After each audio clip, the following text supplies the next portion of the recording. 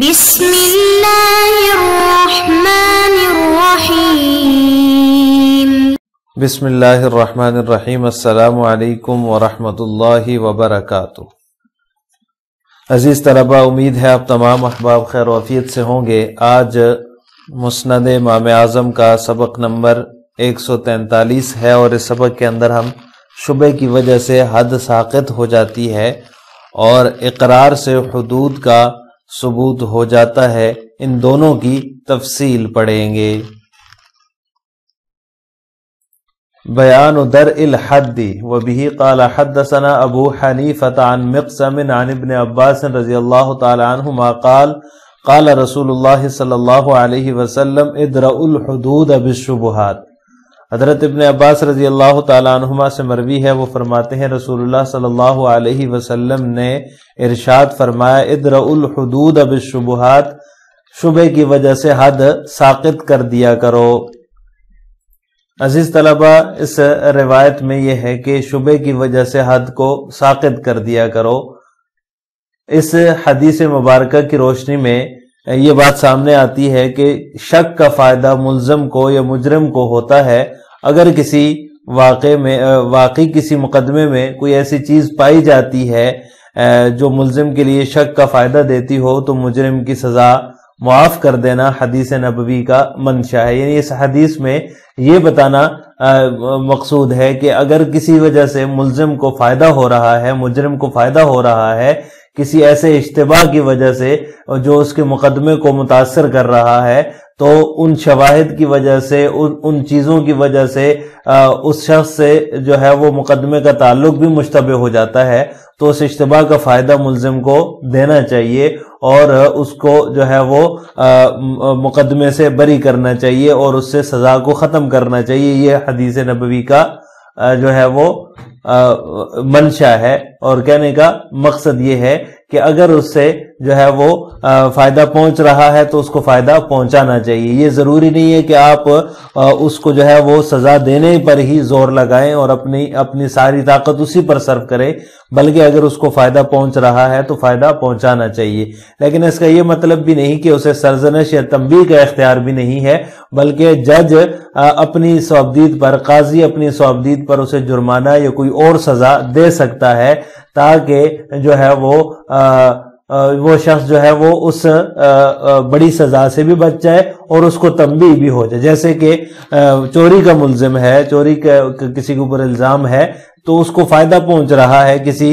جو ہے وہ شواہد کی بنا پر، کسی جو ہے وہ کسی اور چیز کی بنا پر اس کا کیس مشتبہ ہو رہا ہے، تو ہاتھ کاٹنے کی جو سزا ہے وہ اس سے ساقط ہو جائے گی، لیکن جج اس کو جو ہے وہ سرزنش اور تنبیہ کر سکتا ہے، کوئی اور ہلکی پھلکی سزا دے سکتا ہے، وہ جج کی صوابدید پر ہے، تاکہ اس کو تنبیہ بھی ہو جائے اور وہ بڑی سزا سے بچ بھی جائے۔ بیان حد الزنا وبه قال حدثنا ابو حنیفۃ عن علقمۃ عن ابن بریدۃ عن ابیہ ان ماعز بن مالک اتى النبي صلی اللہ علیہ وسلم فقال ان الاخر قد زنا فاقم عليه الحد فرده رسول الله صلی اللہ علیہ وسلم ثم اتاه ثانیۃ فقال له مثل ذلك ثم اتاه الثالثۃ فقال له مثل ذلك ثم اتاه الرابعۃ فقال ان الاخر قد زنا فاقم عليه الحد فسأله عنه اصحابه هل تنكرون من عقله قالوا لا قال انطلقوا به فرجموه قال فانطلق به فرجم بالحجارة فلما ابطأ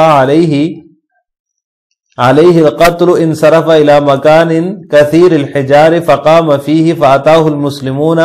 فرجموه بالحجارة حتى قتلوه فبلغ ذلك النبي صلى الله عليه وسلم فقال هل لا خليتم سبيله فاختلف الناس فيه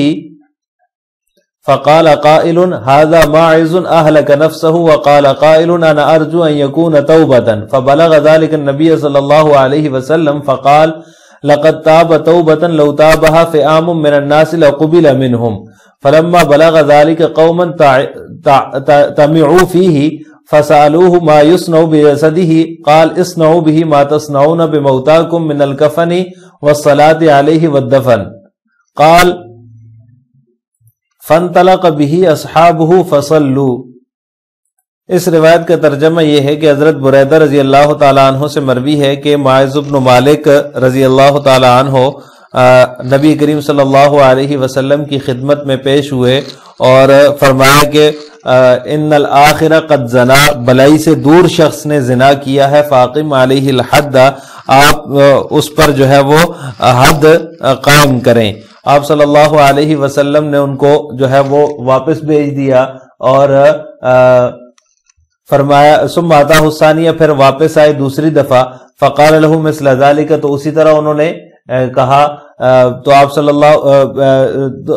اسی طرح انہوں نے اقرار کیا، ثم اتاہ الثالثہ، پھر تیسری دفعہ آ کر بھی انہوں نے اسی طرح اقرار کیا، ثم اتاہ الرابعہ، پھر چوتھی دفعہ آئے، فقال ان الاخرہ قد زنا، کے بلائی سے دور شخص نے جو ہے وہ زنا کیا ہے، فاقم علیہ الحد، اس پر آپ حد قائم کیجئے، حد جاری کیجئے۔ فسألہ عنہ اصحابہ، تو آپ صلی اللہ علیہ وسلم نے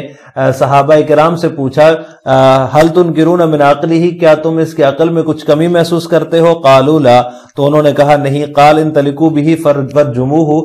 تو آپ صلی اللہ علیہ وسلم نے فرمایا پھر اسے لے جا کر رجم کر دو۔ قال فانطلق بہ فرجم، چنانچہ انہیں لے جایا گیا اور لوگوں نے انہیں پتھر مارنا شروع کیے۔ فلما ابطا علیہ القتل انصرف الى مکان کثیر الحجار، جب جو ہے وہ اس طرح ان کی روح نکلنے میں تاخیر ہونے لگی تو وہ ایسی جگہ بھاگ گئے جہاں پتھر بہت زیادہ تھے، فقام فیہ، اور وہاں جا کر کھڑے ہو گئے، فاتاہ المسلمون، مسلمان آئے، فرجموہ بالحجارۃ، انہوں نے انہیں پتھر مارے، حتی قتلوہ، یہاں تک کہ انہیں قتل کر دیا۔ فبلغ ذلک النبی صلی اللہ علیہ وسلم، جب یہ بات آپ صلی اللہ علیہ وسلم تک پہنچی تو آپ نے فرمایا حلا خلیتم سبیلہ، تم نے اس کا راستہ کیوں نہ چھوڑ دیا؟ فاختلف الناس فیہ، پھر لوگوں میں ان کے بارے میں اختلاف ہو گیا۔ فقال قائل، کسی نے کہا ھذا ماعز اہلک نفسہ، کہ ماعز نے خودکشی کی ہے، اور کسی نے کہا نارجو ان یکون توبۃ، مجھے امید ہے کہ یہ توبہ ہے۔ فبلغ ذلک النبی صلی اللہ علیہ وسلم، جب یہ بات نبی کریم صلی اللہ علیہ وسلم کو پہنچی تو آپ نے فرمایا اس نے ایسی توبہ کی ہے، لو تابہ فئام من الناس لقبل منہم، لوگوں کی جماعت بھی اگر ایسی توبہ کرے تو ان کی طرف سے قبول کی جائے گی۔ فلما بلغ ذلك قوما طمعوا فیہ، جب یہ بات جو ہے وہ ان لوگوں تک پہنچی، لوگوں تک آپ صلی اللہ علیہ وسلم کو یہ فرمان پہنچا تو انہوں نے جو ہے وہ ان کے بارے میں ثواب کی امید رکھی یا ثواب کی امید رکھنے لگے۔ فسالہ ما یصنع بجسدہ، پھر انہوں نے پوچھا آپ صلی اللہ علیہ وسلم سے کہ ان کے جسم کا کیا کریں، کیا کیا جائے؟ تو آپ نے فرمایا اصنعوا بہ ما تصنعون بموتاکم، وہی کرو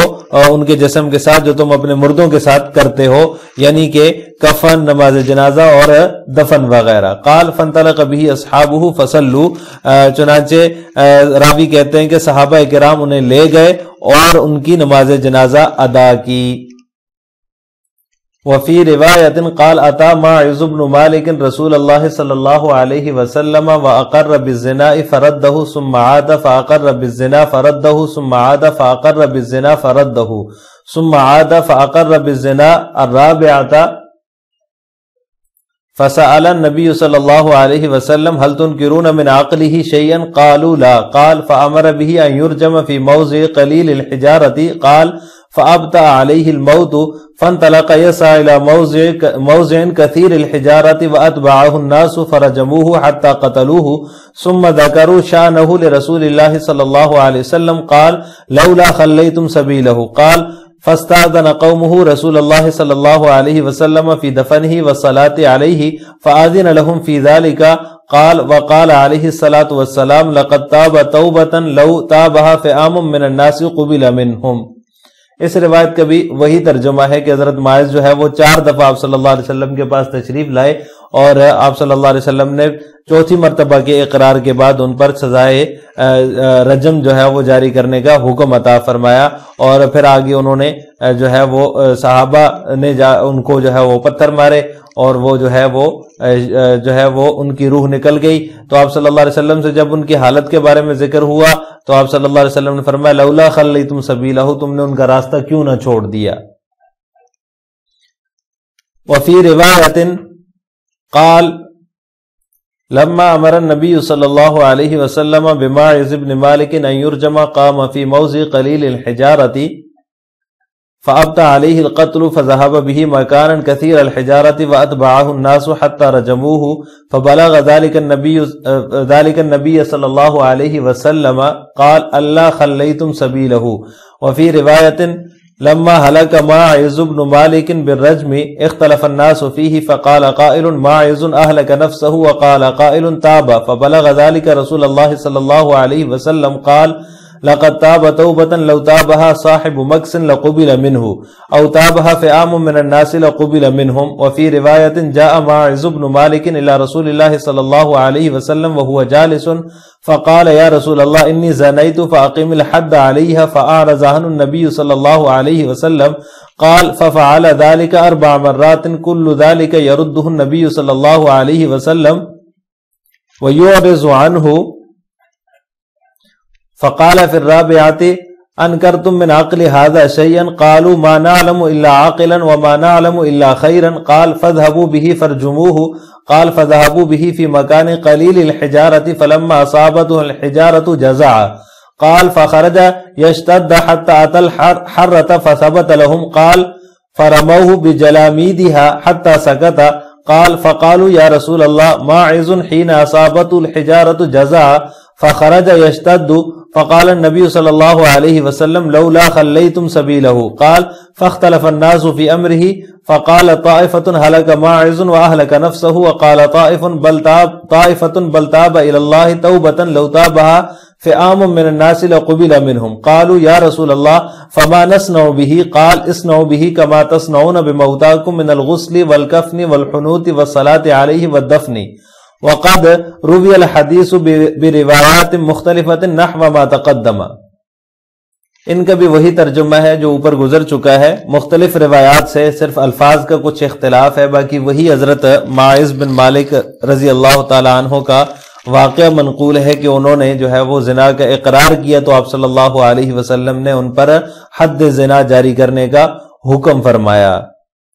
عزیز طلبہ، اس پورے واقعے میں جو ہے وہ حد زنا کا ذکر ہے تو کنوار مرد اور عورت کے لیے جو بدکاری کی سزا ہے وہ 100 کوڑے ہیں اور شادی شدہ کے لیے رجم کی سزا ہے، جس طرح اس حدیث میں جو ہے وہ تفصیل کے ساتھ ذکر ہے کہ حضرت ماعز رضی اللہ تعالیٰ عنہ نے ابھی آ کر آپ صلی اللہ علیہ وسلم کے سامنے اقرار کیا زنا کا تو وہ شادی شدہ تھے تو ان کو رجم کیا گیا. ابتداء اسلام میں جب ان